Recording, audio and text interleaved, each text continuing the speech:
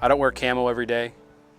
I don't jump on my tractor. I don't even think I own a tractor. No, I don't own a tractor. I don't think I've ever even been on a tractor. I don't wear boots unless I'm out hunting. So when you think of hunter, you don't think of me. But I think what's different is my story started differently, and my story is going to end differently than a lot of hunters in the industry.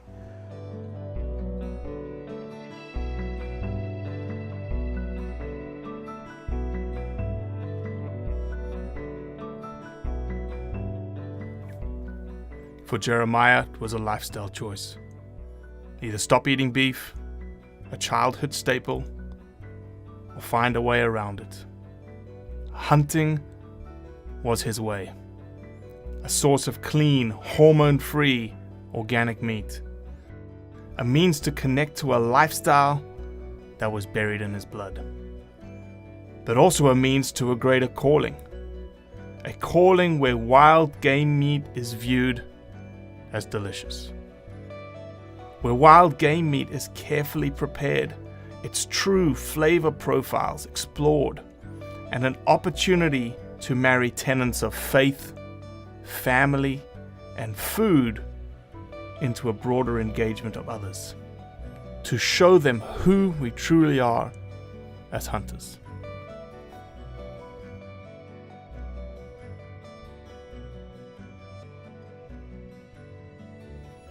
Here in Southern California, birds are our primary target.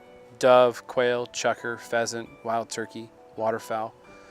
And that to me is where hunting started, was listening to stories of my dad and my uncle and my grandpa talk about laying on the hood of the truck next to the Colorado River, waiting for the sun to rise to shoot their limit of white wings and mourning dove. And I remember hearing it and listening to the stories and dreaming of the day that I could lay on the hood of the car and shoot dove with my dad. And when I was 6 years old, I got taken, and it was amazing. As we sat there and the sun rose and we started to sweat and we watched the birds start flying over the river, and they flew over, and I remember the first bird that dropped, and my dad was like, well, go get the bird. And I ran out there and I picked up this bird and just looked at it, and this idea behind food instantly hit me. It was no longer a bird, it was a meal. So that kind of leads me to where I am now. 7 years ago, August 13th, so it's coming up a couple months, I found out that I had an intolerance to beef. My body can no longer digest bovine fat. It was one of those moments where it was surreal, because it is a staple of what we eat, and not growing up around big game, growing up in a city. I mean, I'm 10 minutes from Disneyland, and it's not this area where you heard of people hunting deer, or you heard of other red meat. Beef was our red meat. We have a large cattle industry in California for dairy as well as butchering. And so I just kind of cut off all red meat. And for about a year, I didn't eat anything but the birds that I shot and pork from the store. And I was actually getting ready to hunt wild turkey in Southern California here. And I was at the archery range, and this old timer pulled out a bow, and it was camouflage. And when you see someone pull out camouflage in California, you kind of take notice. And I walked over, we started chit-chatting, and I was like, so do you like camouflage, or do you? He's like, no, I hunt. And I remember he looked at me, and he's like, well, what are you gonna hunt for? I said, I'm getting ready for turkey, how about yourself? He goes, oh, I'm going to Wyoming to hunt antelope. And I was like, man, I really wish I could hunt big game, but the cost price point is just way off. Like, I can't afford to spend $300-400 to go out and try to get meat. And he looked at me and he said, it's $38 for a doe tag in the state of Wyoming for a tag and license. I put my bow in my case. I didn't even knock one arrow that day. Drove home, bought an over-the-counter tag, and season started the next week. And I drove to Wyoming, and that is where the adventure started.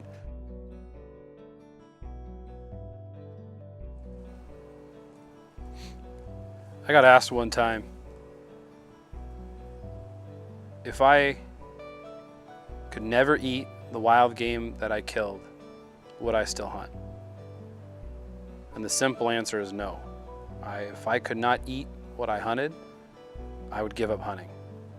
Because for me, as I said, eating beef could kill me. eating food that other people eat could potentially end my life. I found a new purpose and a new life through hunting. I found that with a single trigger pull, I could not only feed myself, but I could feed my family and I could feed my friends. And to me, that was powerful, because in a split second, all the training, all the energy, all the effort that I put into it, in a split second, could change the way my family's eating. Food requires all your senses, from taste and sight and smell to touch and hearing. And as hunters, we get to experience all that before the animal even hits the ground. We get to see the animal. We get to smell the animal. We get to listen to the animal. We get to feel that animal when it hits the ground. And the very last thing is we get to taste that animal. We use all of our senses to become alive in a moment when we take a bite. My name is Jeremiah Doughty. I'm a Californian, a hunter, and a wild game chef. Everyone has their own story. This is mine. It's in the blood.